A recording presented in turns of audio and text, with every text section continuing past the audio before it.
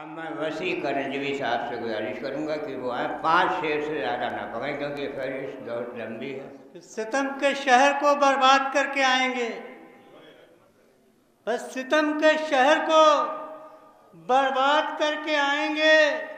ये काम सैयदे सज्जाद करके आएंगे, बस सितम के शहर को बर्बाद करके आएंगे। ये काम सैयदे सज्जाद करके आएंगे।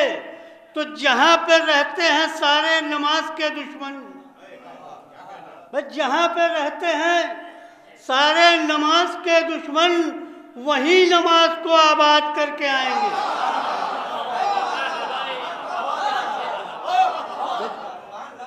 जहां पे रहते हैं सारे, बस जहां पे रहते हैं सारे नमाज के दुश्मन, वही नमाज को आबाद करके आएंगे।